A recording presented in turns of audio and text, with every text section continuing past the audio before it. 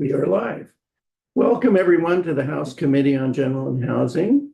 Today is Tuesday, February 18th, 2025, and we're going to hear and potentially vote on a bill today, H57, which is an act relating to survivor benefits for law enforcement officers.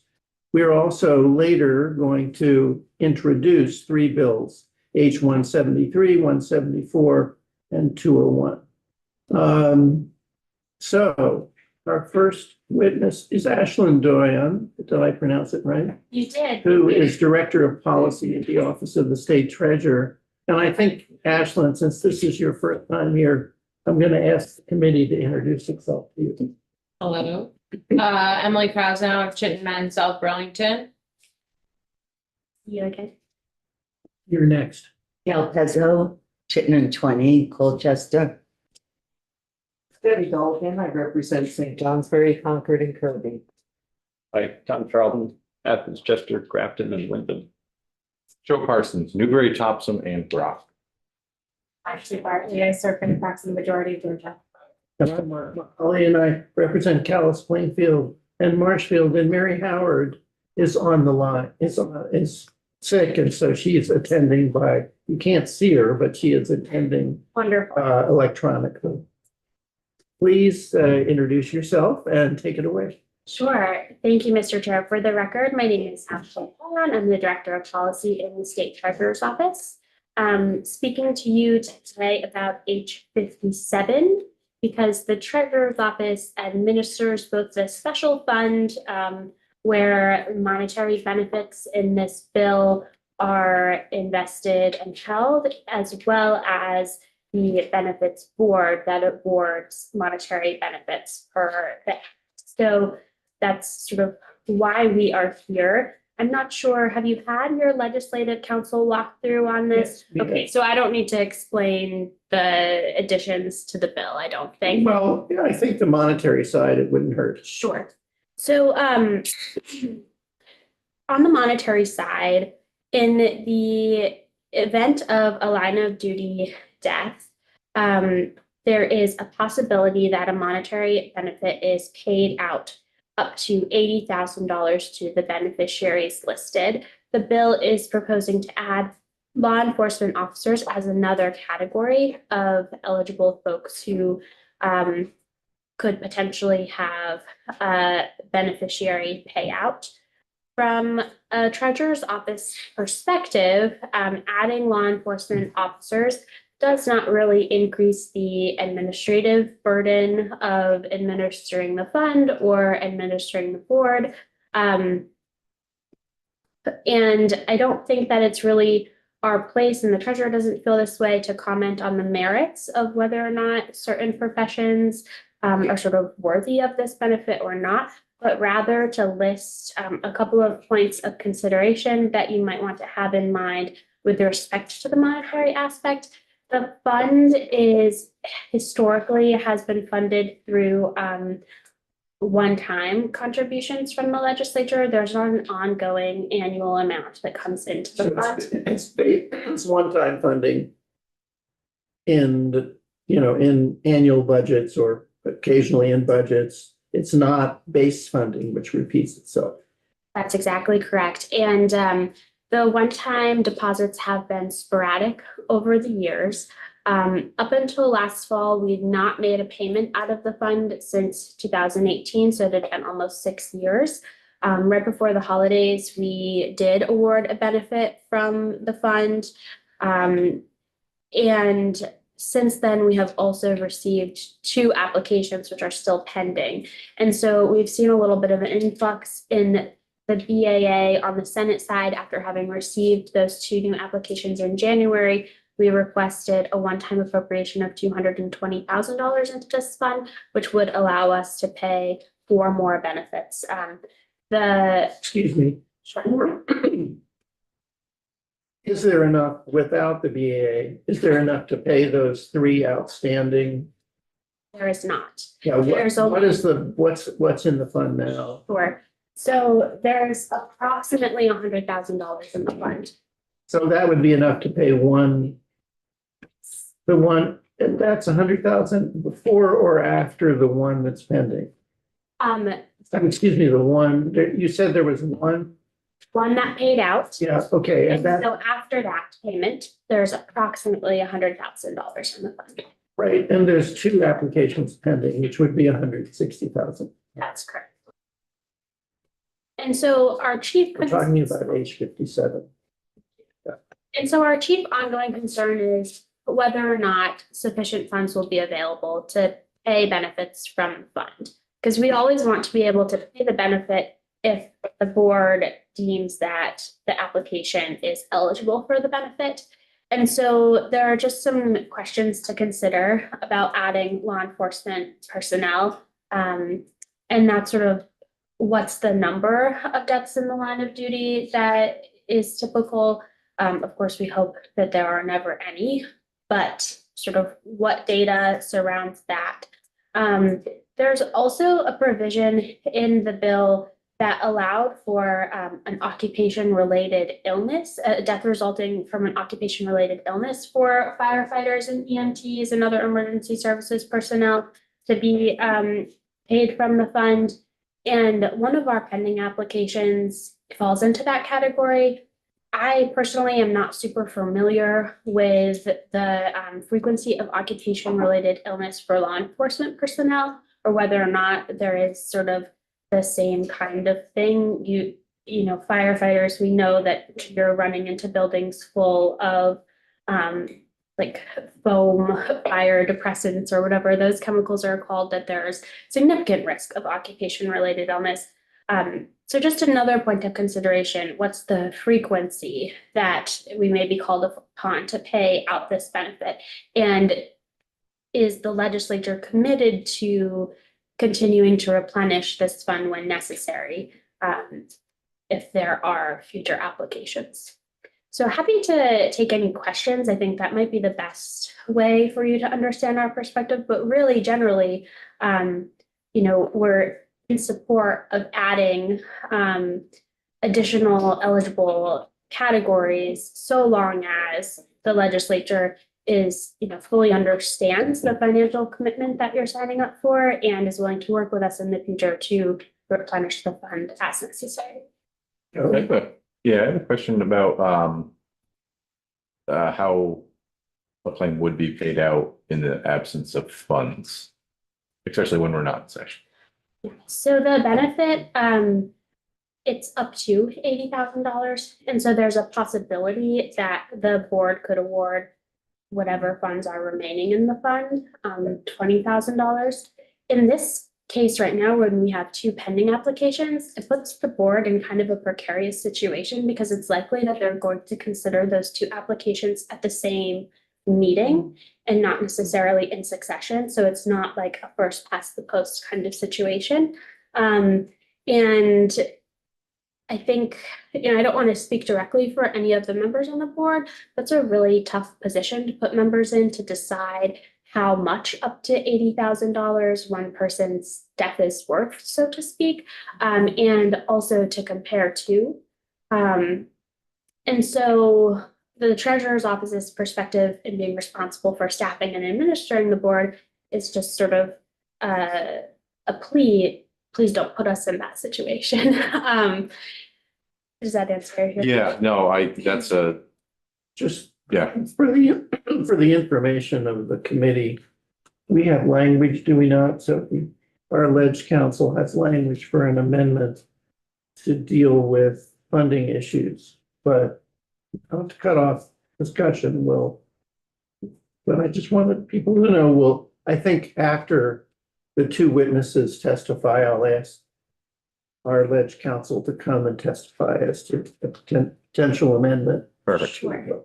And I can possibly stay for that. So That would be if great. there are any questions around that or input we can provide on the amendment, happy to do so. Thank you. Why don't we let our next witness testify and then we'll go ahead. We have questions. Just a quick Well- question. Emily was first, I think. I'm sorry. I'm not sure who this is for, but I wanted to remind committee members and for new members how extremely rare this is.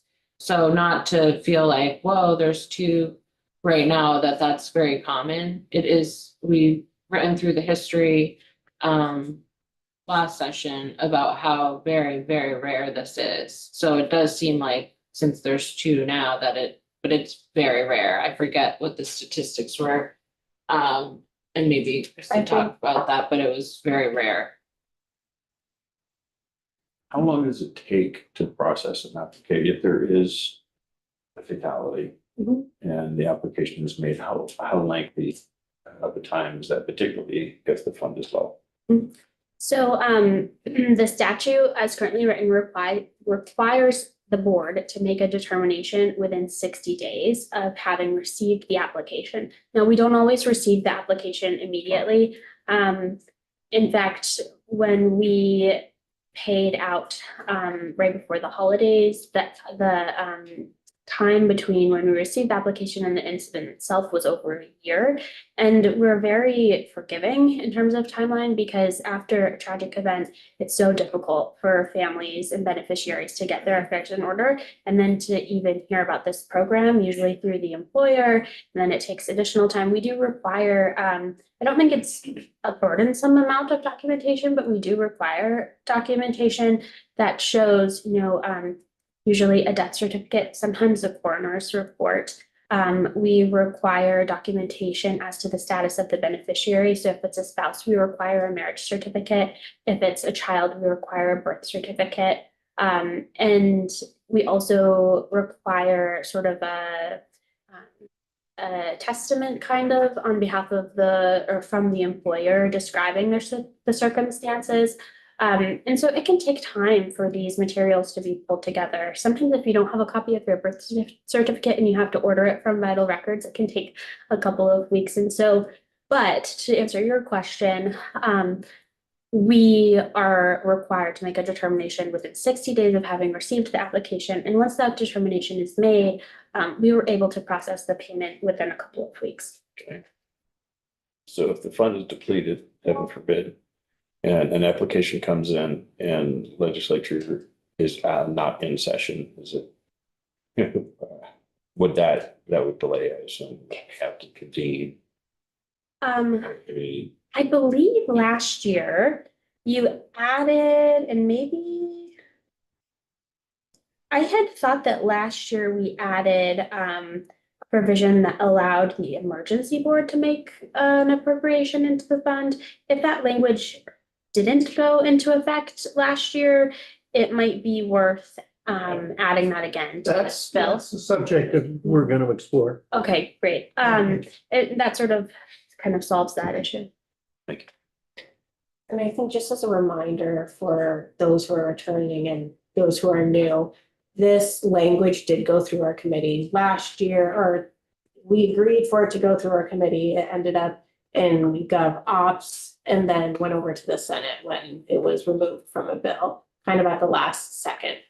So that language wasn't there when we had originally agreed to it, because that was a concern that we had and discussed. Thank you. Why don't we have our Chris for our testify, and then if you would stay, we'll have our legislative counsel come as well. But Chris, you want to testify first? Chris is president of the Vermont Police Association. Chris, you heard us introduce ourselves. I think you were in the room. Yes, sir. So would you tell us your name for the record and give us your testimony? Absolutely. My name is Christopher Hoare. I am the current president of the Vermont Police Association. So I'll begin with my testimony. Honorable members of the House Committee on General Housing, good afternoon. Thank you for the opportunity to speak with you all today. As a president of the Vermont Police Association, I'm here reaffirming our strong support for legislation to ensure equitable survivor benefits for law enforcement officers who make the ultimate sacrifice. First, I'd like to extend our sincere gratitude to the members of the legislature for your hard work and support during the last legislative session. Your commitment to addressing this long overdue issue has been invaluable. And we deeply appreciate the dedication to ensuring fairness for Vermont's first responders and their families. The hard work and commitment was asserted in the last session by the passing of this bill through 2 committees in the House without a single dissenting vote. As you know, law enforcement officers put their lives on the line every day to protect and serve our communities. Tragically, as we've seen in the recent past, some pay the ultimate price. When an officer falls in the line of duty, it is not just devastating loss for their family and colleagues, it is a loss for the entire community. Yet, despite their sacrifice, our state's current first responder survivor benefits remain inequitable, leaving families with uncertainty during the most difficult moments. We have a moral obligation to correct this disparity and ensure all first responders' families receive the support and recognition they deserve. I urge you once again to prioritize this important issue and move quickly in order for us to keep in the forefront of this legislative session a promise to ensuring families of our fallen officers are no longer left behind. By passing this legislation, we honor their service and send much needed message demonstrating our unwavering commitment to those who risk their lives for the safety of all Vermonters. Thank you. Committee questions of the witness?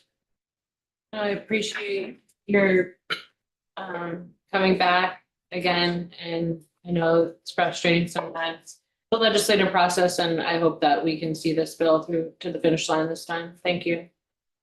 Thanks a lot. Any other questions? Thank you very much. Yeah, and if I could just provide some clarity for some other questions as well. Yeah, that would be great. You know, in as far as occurrences, you know, Vermont's only had 29 total line of duty deaths. And only 2 of those, which we That's over what period of time? since the inception of tracking this back in like 1776, I believe. And how many was there? 29, yep. Pretty rare. Of those 29, 2 were duty-related illness deaths, which we would refer to as, you know, more illness or as a result of something else. Those 2 dates, one was in 1932 and the other was in 2015.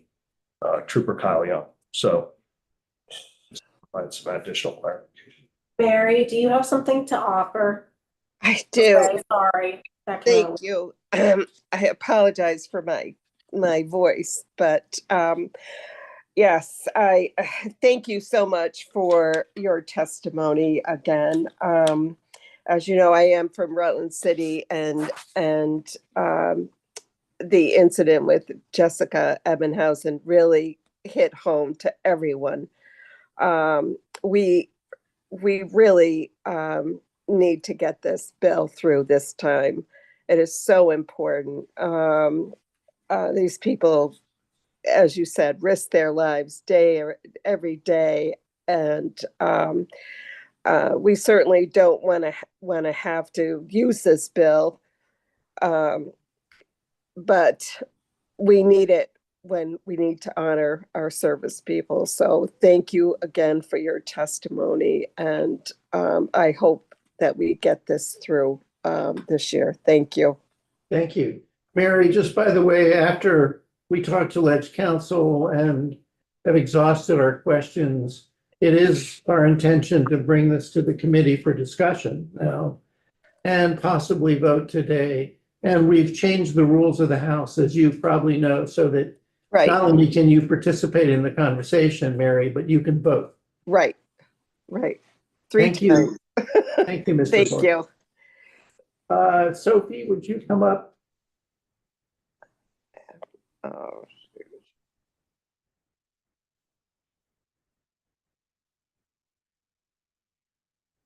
Afternoon, Sophie Zadatny with the Office of Legislative Counsel. And you had requested the preparation of an amendment, so I have a copy of that. Here, would you like me to pass it around to everybody?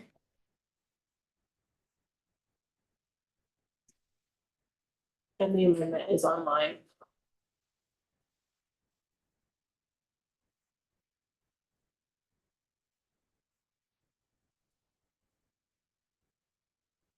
Thanks.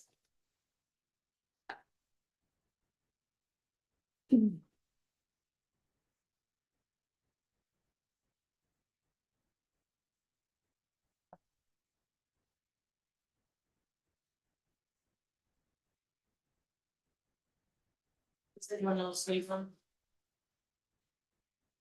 The amendment is online for anyone who wants to look on the committee page. Under, today, Tuesday, February 18th, you can find it as H57 amendment. Sophie, go ahead. Yeah, the amendment, as noted previously in Ashland's testimony, was to put back in the language that was stripped out last year, specifically to address what happens when, a claim goes in and the General Assembly is not meeting. It would allow the emergency board to address that situation, so it fills that gap. Go ahead. So this doesn't necessarily say you will need to distribute funds any differently to the treasurer's office, and it doesn't say how much the e-board has to replenish. Right.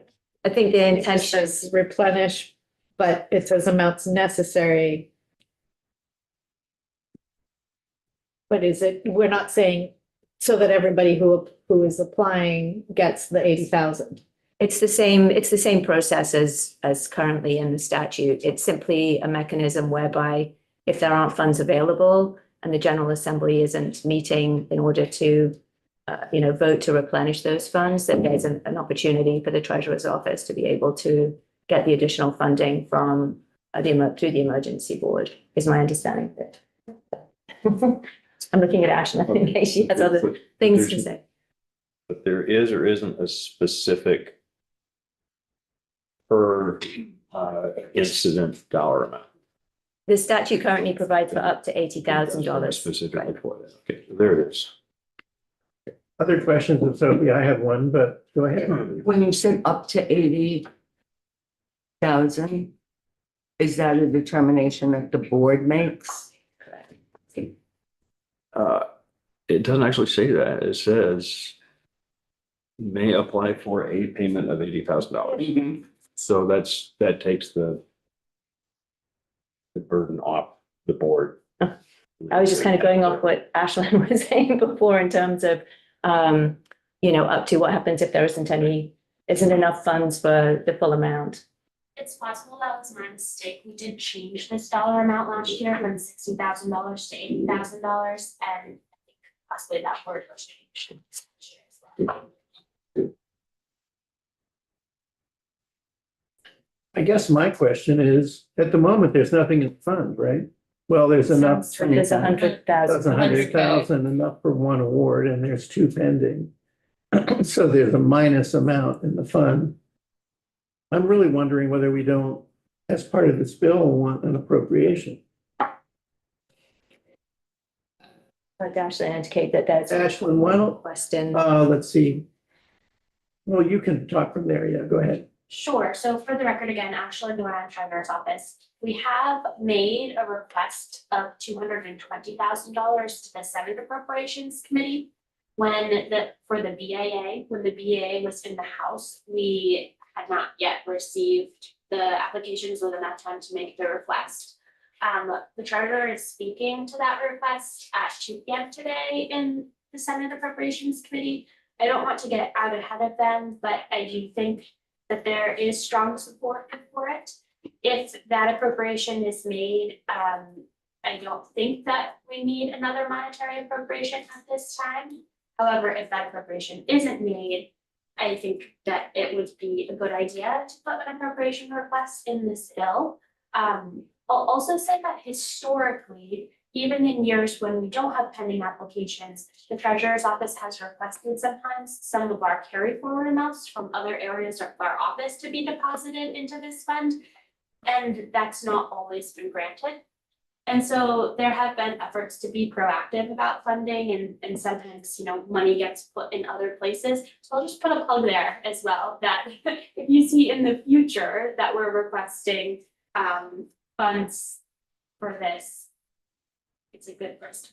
So the 220 is in addition to the 100,000 that's in there. So that would be 320,000, which is enough for 3, 4, 4 awards.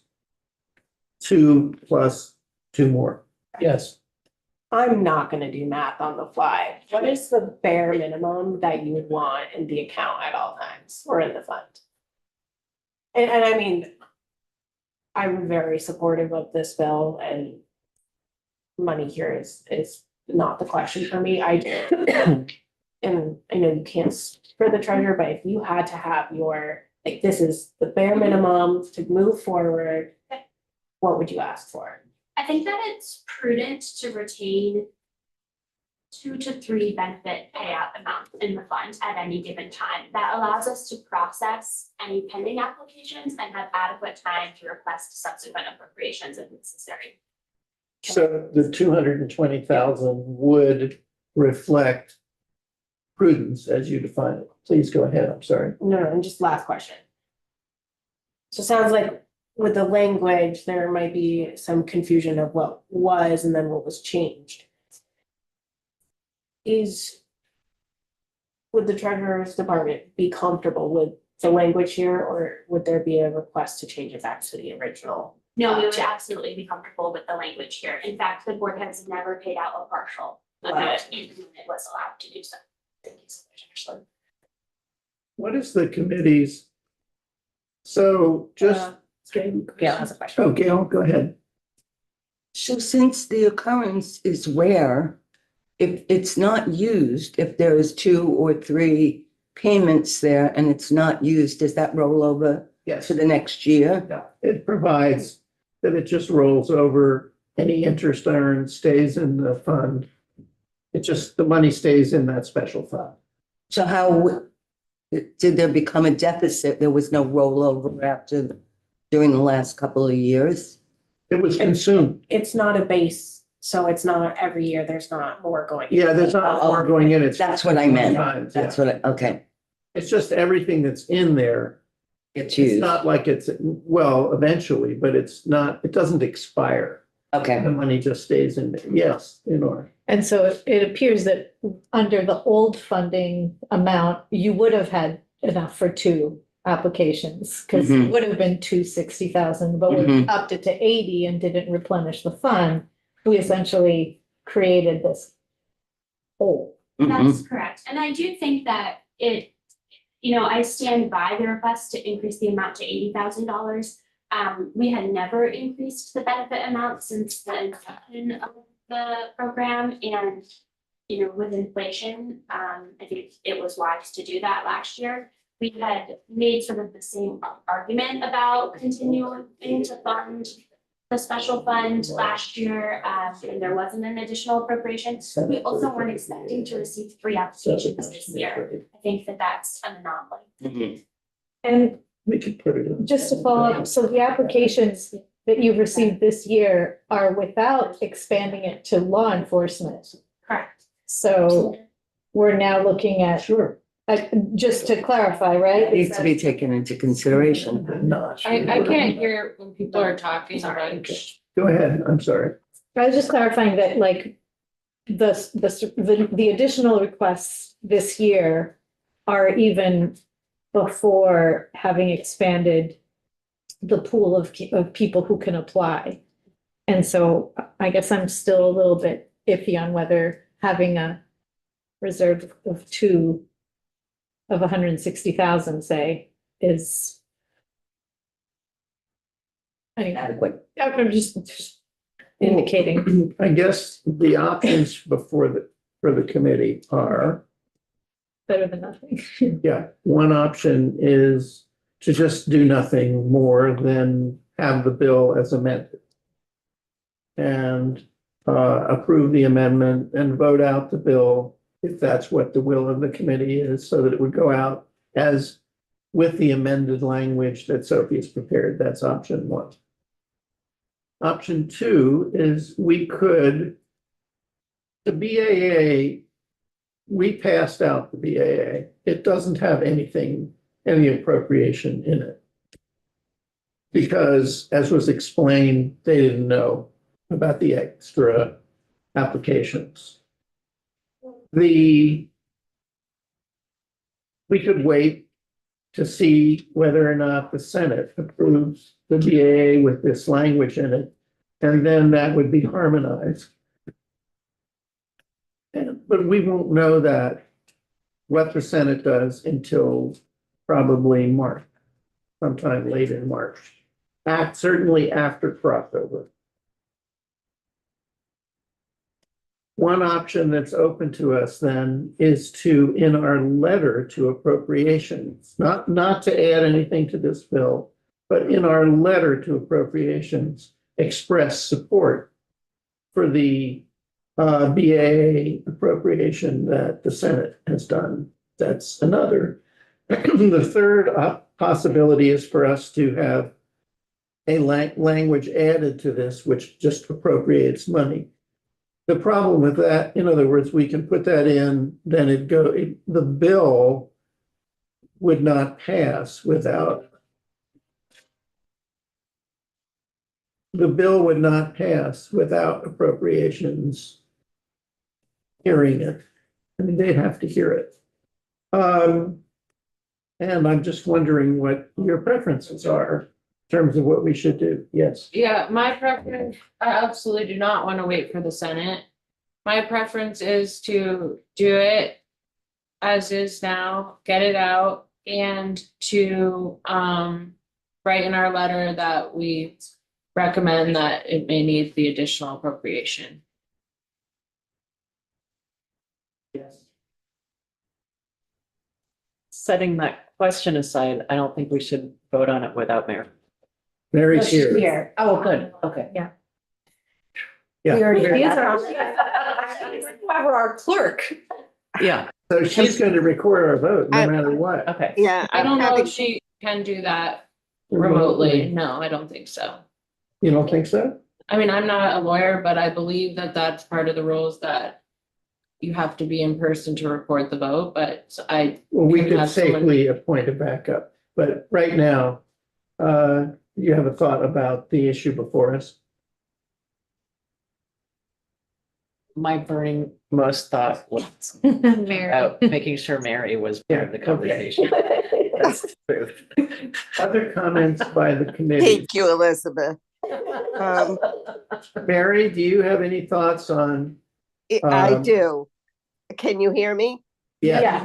Very Okay, clearly. I'm having problems with my iPad here, but anyway, I totally concur with what Emily has said, representing Krasnow. We have, I know there are new people, but we have gone over this bill and it went to appropriations and it went to the Senate. I mean, I am I'm very disappointed that it didn't get passed last year. And I just feel that we need to do this now. It's very important. And I'm sorry I'm not here in person, but like I said, I agree with what Representative Krasnow has said. This is $80,000 on someone's life. I mean, that's not a heck of a lot of money for a family. So I strongly suggest that we do this bill now and get it through this year. Thank you. Other thoughts, Joe? Yeah, thanks. I also, as much as not that I don't want to agree with you, I hate. Wow. I totally agree with you, is what I'm saying. What I'm saying is that I hate the idea of doing this bill without the proper funding for it and kind of like, we'll figure it out later, I guess. I really, really hate that approach. But I do agree with you. I think it's the right way to go. I just have one question I would ask with the timing, because the timing on this all is horrendous. With cases in front, have a decision made. If the Aurora was not to somehow be in the BAA but it would be in the budget, would that 60-day thing Is that a hard stop on a decision that we've approved the case and you'll be paid within the next few weeks, or is it a hard, we have approved, made the approval, and when money is available in the fund, it will be paid?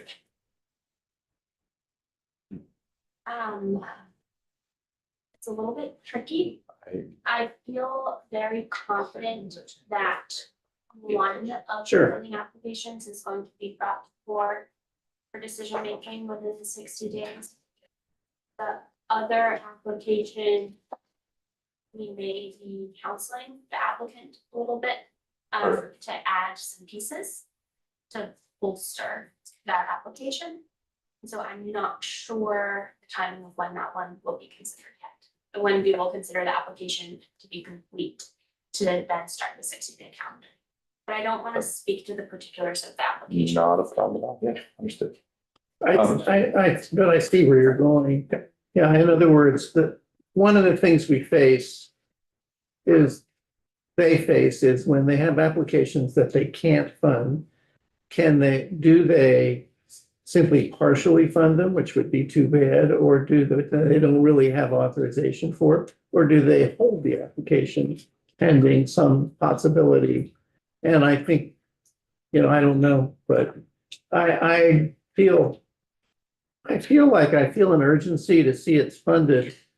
The problem is the budget process is much slower than the BAA.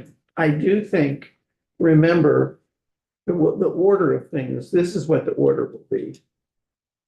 The BAA will come back to us from the Senate. There will be an attempt to reconcile everything, possibly a conference committee. If they don't, then it will be signed. Then it will be sent to the governor and signed, and that will probably occur late in the session, okay? But still in the session. Meanwhile, the budget will come to us and a conference committee still in the session. It is conceivable that, I guess, once the bill is out from this committee, if there's no Senate bill, we'll just send it over to the Senate and then they'll send it back. If by that time there has been no appropriation in the BAA, we would have to request the Senate to add it, I think. But we'll have to stay on it, is what And I if we mean. add this amendment, once the session's over, it could also be made Yeah. separate. Yes. So, So that was my question. If the amendment is adopted as written, we have the section 3173 says it's a payment of $80,000. The amendment says that the emergency board may transfer additional money in. They need to be considering increments of $80,000. Can they come back and say, no, we're not going to do it, or we're going to give you $20,000, or are they obliged when the emergency need arise to make that transfer? I don't know enough about how the emergency board operates to answer, and I don't know passionate. Okay. Because I'm just wondering if passing this at least gets. But you would think it would, right? Once the general session, the General Assembly is not in session, if additional funds are needed, if the one case is still pending, it's the summertime, that then they could go through the emergency board. My read of the language is that it says the emergency board may, pursuant to its authority, transfer to the fund additional amounts necessary, but that they're not obligated to, but they have the authority to. So there would be sort Sure of it happens. another question of whether or not they do it. Other comments? The order of things here would be, first, we will hear the amendment. And then if we approve the amendment, then we will hear the bill. So unless there are further comments, do we have a motion to amend the bill pursuant to the language that has been presented to us by Legislative Council? I move to amend the bill pursuant to the language provided by Ledge Council. Do we have a second before we have discussion? Well, Do we have a second? A second. Okay. What's your question? Elizabeth? Uh.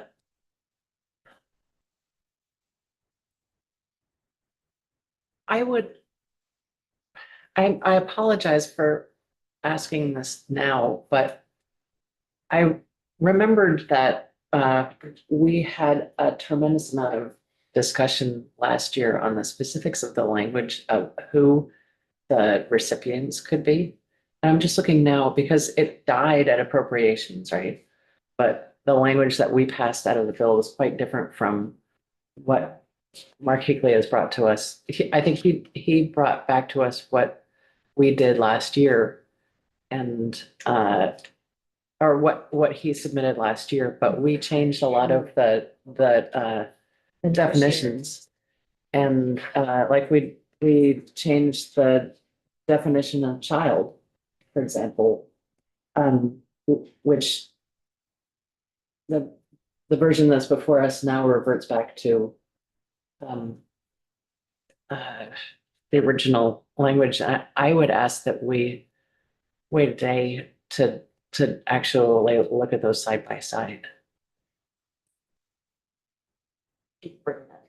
Was the go ahead. Not saying no. But I think because it's been seconded, we now need to vote on the amendment, but we don't have to vote on the bill. Is Yeah. that correct? Right, I would suggest, let's vote on the amendment. Okay. And then when we discuss the bill, I think then we raise that question. So the amendment is on the floor. Yes or no? We have to do it. We have to do it. Mary, it turns out that your virtual presence is enough to allow you to talk and vote, but not allow you to record the vote. So our ranking member is going to serve as acting clerk for just today. Okay, Mary? She's, I'm gonna take the silence. You've broken her heart. That's not my fault. All right. Okay, All right. All right. I would just, can I just make a comment? Mary, we're just voting on the amendment that allows the e-board to act in the interim. If this amendment, after we're done with that, then I'm going to ask for a motion on the floor, just to put it on the floor of the bill itself, and then we'll have discussion. Okay? Okay. All right, so this is just the amendment. You can speak to the amendment still. Do you? Yes, but you can speak to the amendment. All the amendment is the one that says that the e-board can, in the absence of the legislature being in session, the e-board can put funds into the fund. It can put money into the fund. Okay, yes. Do you have do you want to say anything as to that amendment? No. Okay. Clerk, I think we're ready to call the roll for the first time. Well, I think someone has to make a motion. No, we have a motion. Oh, we did that. I missed it. It's been seconded. All right. It's like, that's my job. All right. Rep Bartley, Yes.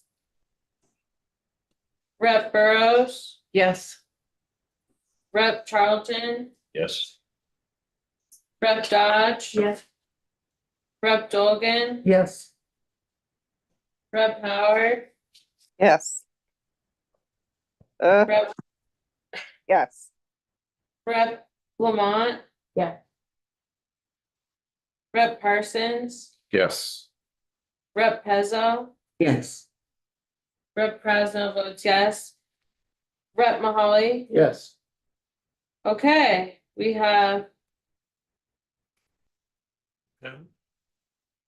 11-0-0. All right. Congratulations, everyone. May our future votes be like that. All right, now, I just would like to put the bill as it is, as amended on the floor for discussion, but I need a motion.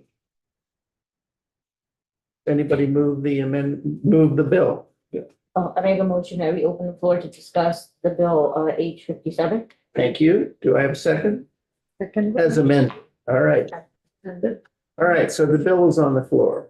Now, Ashley, you were going to comment on, No, I was just saying we had to follow protocol. Yeah. And I just sent, I just sent a link to the what do you call it? The journal from the day that it passed out of the House. The version that, I don't know why the version that we passed out of this committee isn't on the website, but it's not, it's in the journal instead. And may I add a comment that corrections was included on the bill that we passed out, but is not mentioned in this bill? Well, we had a lot of, there's a lot that was changed, actually. we don't have the author of the bill with us. Let me just look here. You That said was all the committee's work. Yeah. Yeah, The author of the bill didn't have anything to do with all that. it was all Yeah, this. my- committee's work. my point is that I think Representative Higley submitted this bill last year. And then the committee did a lot of work on it and passed it out, but the committee changed a lot of the language. And then Representative Higley, I think, submitted the same bill that he did last year. This year, without the changes that we. Correct. What, but let's see, this is what was it, H what?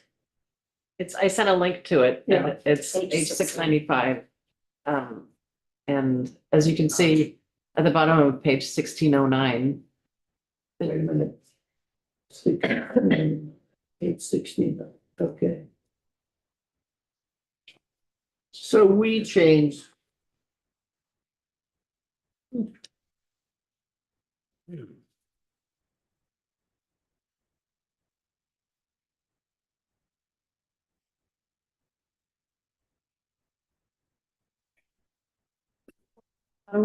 It's a lot of changes. Yeah. And it didn't make it Now, out. and those changes never made it into, and a lot of them don't have to do with. But it wasn't about the police changes, it was about appropriations, officers. not taking it up. It didn't have to do with the language of the bill, it had to do with appropriations. Not taking it up. Well, I see two possibilities, and I would like to comment from the committee. I'm looking at this and I see there was substantial work done, which goes way beyond adding law enforcement officers. But what I understand Elizabeth is saying is that the committee did work on the underlying statute that was substantial last year, and that Representative Higley's bill doesn't reflect those changes. Right. So I see two possibilities. One is Mary and another member of the committee, Elizabeth, might, or Joe, I'm not sure who, volunteer to sit down and to look at these differences and to create an amendment to Representative Higley's bill as introduced that would make the changes that we want to make. It could be a strike all, or it could just be making them. That's one option. The second option is to ignore all of the work that we did last year and simply vote this bill as is. I'd like comment from the committee on how they would like to proceed. Yes, Elizabeth. One of the things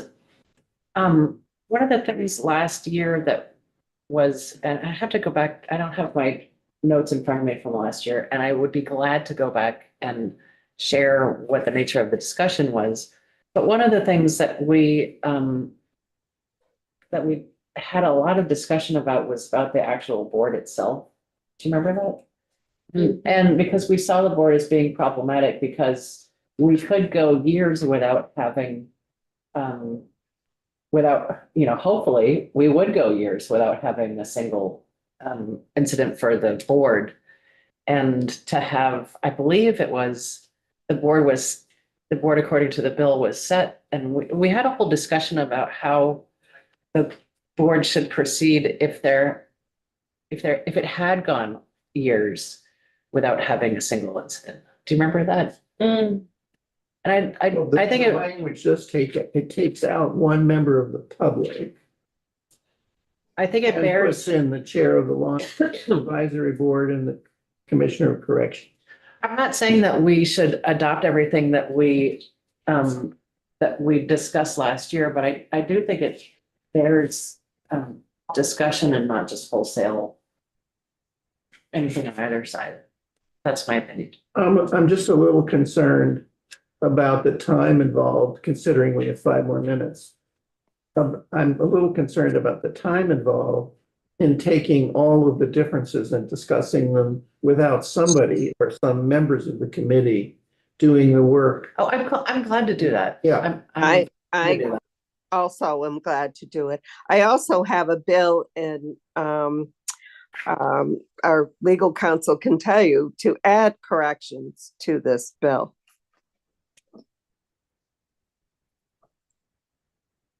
Well, what's the committee's wish? I think that whatever we do, we want to do it before crossover. We need to. Yes. Absolutely. Well, either that or it dies. No, we're That's not, not No, right, we're not gonna have that happen, so. Well, I certainly don't think it's a decision to be made in 5 minutes, so I would imagine we'd table it till tomorrow. As to how we want to proceed with the bill, but proceed nonetheless. It's easy for us to table it until tomorrow. I mean, fine with me, but I But I mean, think members of the committee, I would urge you to read the link that was sent around, because we have to decide what we're gonna do. And I'm willing to go either way. I'd like us to act. We have a lot to hear and a lot to do, so that's why I think a committee, subcommittee, or, a working group of 2 members who could consult, decide, and then prepare with legislative counsel's help an amendment to the Higley bill to be presented to us as a committee to vote, to discuss and vote. Tomorrow? Well, no, I don't think that work is going to be done by tomorrow. But I think unless people are prepared now as to whether they want to vote on the bill as it is, or whether they want it tabled pending preparation of an amendment to the bill. Any reaction? I personally would like to have this bill done right. I think it was done right last year, and I think it got sent to appropriations by mistake. They didn't even know they had the bill, and then they ran out of time to take it up, and it got bounced around. And I'd rather have something done right than something just thrown together. So I would be happy to wait. Is that the sense of the committee? We don't need to vote on this. It's the sense of the committee. Well, then, will you and Elizabeth work on that with Ledge Council and bring it back to you as soon as you can? Yep. Yeah. Great. Thank you very much. Would it be helpful for me to circulate my notes from last year on it? Yes. I think that would, but I think the most important thing is that you speak to us a proposal. Yeah. Yes. So officially, the matter is continued. Okay? Yes, thank you. But the amendment stands. the amendment stands. That language is in the Higley bill. We have added that now. All All right. I still, our first vote was unanimous. Yes, you have a question? John? But then that bill hasn't left our committee. No, yet. it hasn't. No. No, it's the bill, we have amended the Higley bill. Got it. The question is, do we further Right, amend we it with may- some more language? Yep. But yeah, we didn't vote out a bill today, so I have to tell Nigel I was wrong. He's excited. Yeah. And excitement So comes. close. Right, whatever we can get. Excitement comes in many forms. That's All right, we're moving on. Sophie, would you work with this group so that we can get this back to it as soon as possible? And to the witnesses, thank you so much.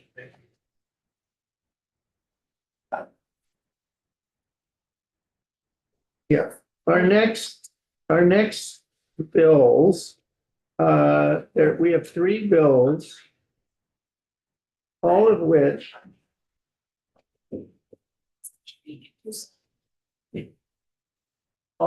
involve, which are simply going to be introduced by our very own representative, Troy Hedrick. Doing 2 of them. And he's doing 2 of them.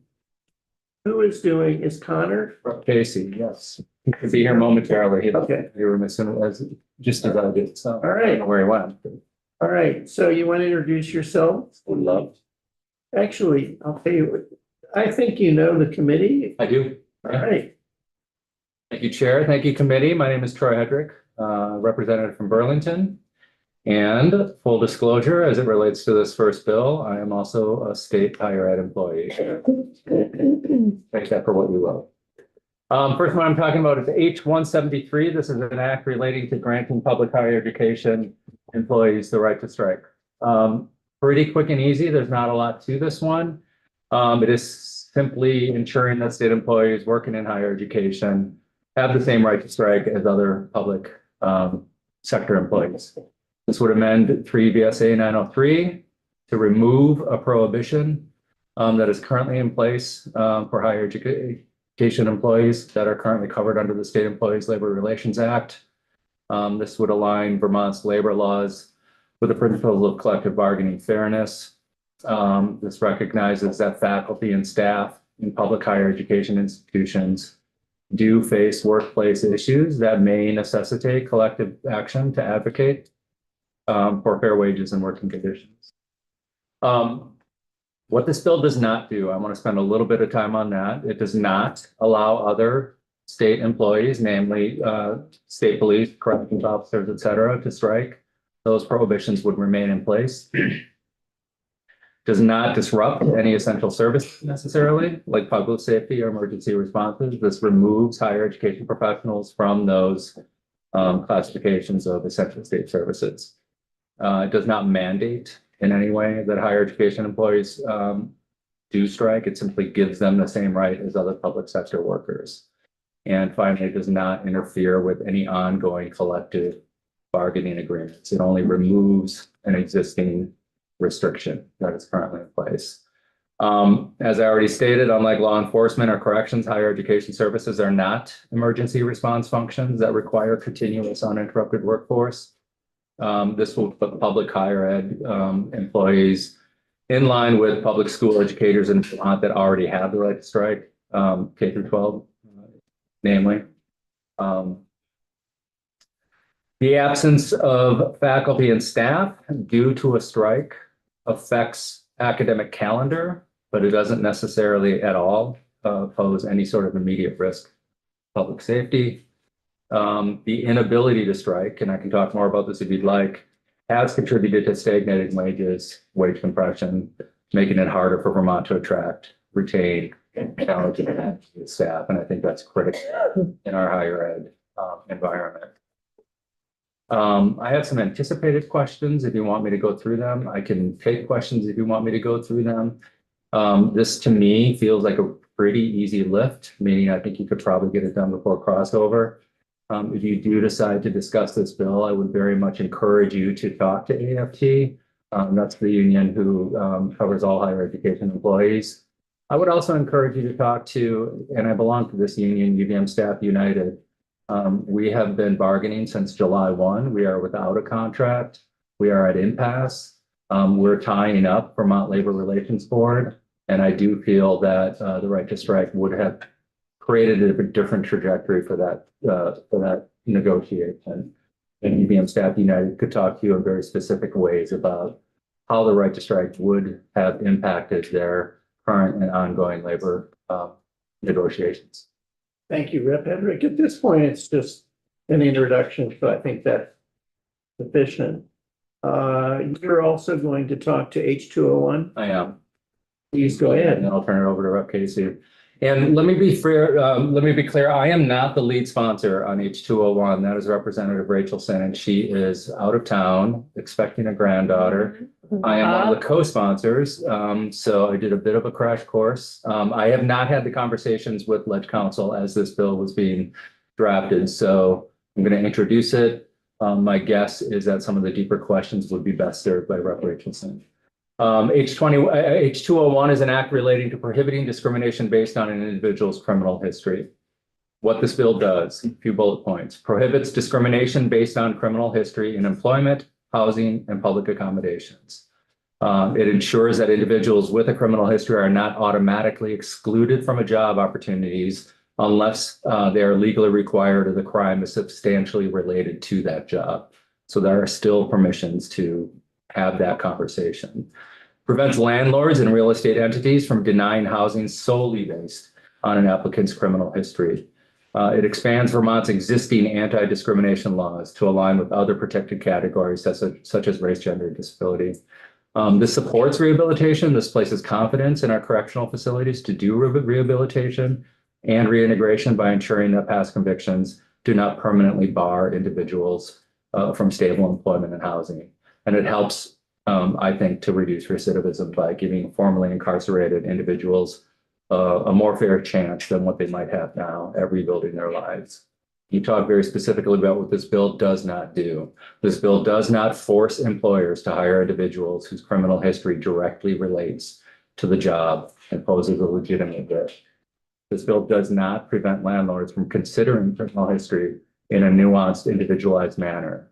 It just requires them to more holistically look at a potential tenant's history. It does not mandate or override any overriding of federal or state laws that prohibit hiring individuals with certain criminal convictions for specific jobs. It does not, I want to be very clear on this one, allow registered sex offenders or violent offenders unrestricted access to housing where proximity restrictions or other laws apply, meaning conditions of release are still very much in place, even in the midst of this legislation.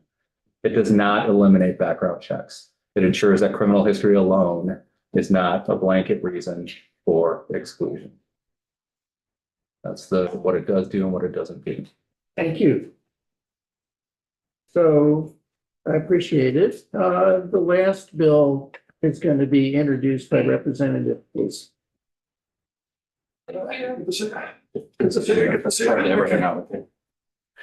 Right. We spend a lot of time together in committee. How are we doing, folks? For the record, I'm Connor Casey, and I represent Montpelier. Welcome to my district here. So I'm here to talk about H1 74, and this is a bill that's designed to improve Vermont's labor relations system by streamlining the grievance process and ensuring timely resolution of unfair labor practices. Does it help to spell some of these labor terms out a wee bit? Okay.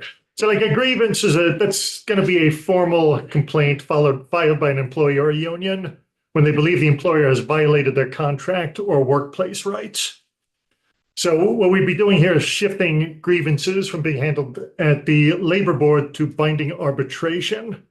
Right now, this is really clogging up the labor board, adding to their workload, and it's really resulting in some delays in resolutions, both for employees and employers. So H174 ensures that a binding arbitration process, that's a process where a neutral third party would come in to hear the case and make a final enforceable decision. That becomes the last step in grievance disputes there. So that would lead to faster, fairer outcomes for employees and employers alike. And then the other big piece of this bill is timelines for unfair labor practices. I'll spell that one out too. unfair labor practices happen when either an employer or a union violates labor laws, such as interfering with like union activities or failing to negotiate in good faith. So right now, ULP cases can take months, probably even like years sometimes, right, to resolve, leaving workers and employers in limbo. So this would set clear deadlines for filing responses, holding hearings, issuing decisions, and ensuring these cases are handled efficiently and fairly. So a quick recap, why this matters. We're reducing the backlog at the Vermont Labor Relations Board, allowing them to focus on enforcing labor laws. We're trying to provide a faster, more predictable process for resolving the disputes and bring Vermont in line with best practices from some other states. So we would hope this would benefit both workers and employers. And yeah, oh, perfect. Sure. Can you let us know how other states that have done this? Yeah. Is that a separate? Yeah, sorry, Representative Krasnow, it's in my note file there, but I know we're not the only ones. I'm sure AFT or maybe some of the other unions Oh, yeah. probably have it handy. Yeah. I just was curious if it was a lot. Thank you, sorry. But one question about the text of the bill.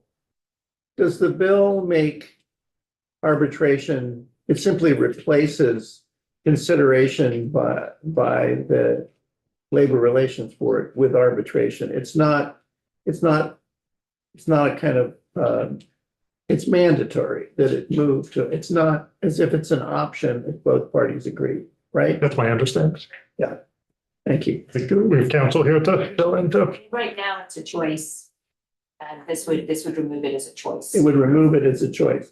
People, is it a choice that it's required by both parties to agree? I think it might depend Okay. on, I think in some cases it's one party can choose and in others, both parties have to choose. Thank you. Okay.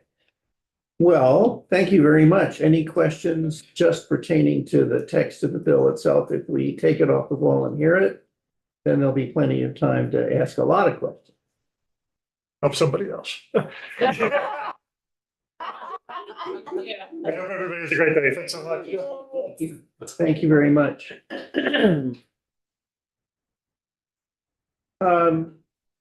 Magali, are you here? Hello? We do not have any further matters scheduled for this afternoon, is that correct? Or do That we? is correct, yes. All right. Would you like to Um, do more committee discussion on H57? We could. Do you want to, Elizabeth and Mary, do you think that it's worth it for us to have use a little time and have committee discussion on the differences? Or do you need any guidance, opinion? I think actually, when you look at the House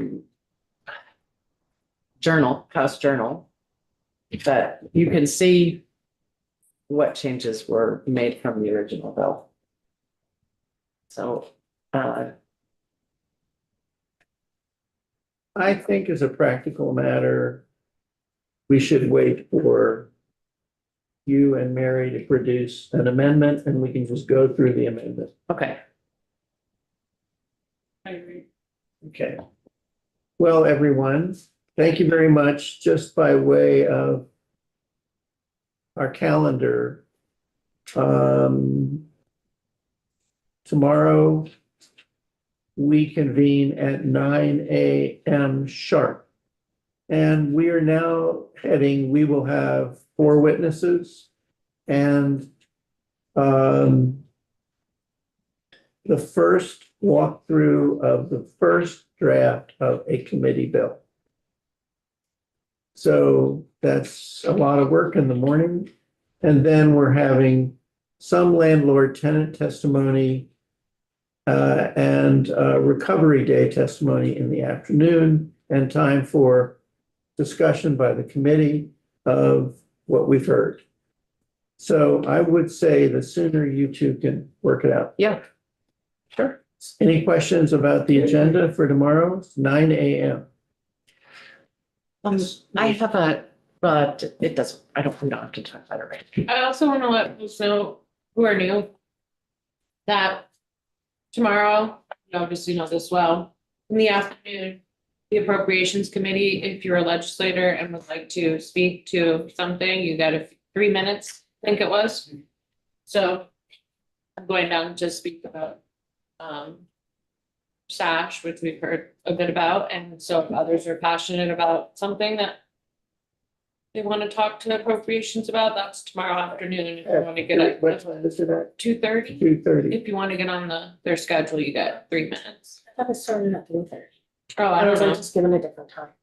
But that's not generally on some element of the budget, which is already before them as much as it is some special interest that you have that might not be in the budget particularly. So like, for example, just by way of example, Plainfield is in one of the 3 towns I represent.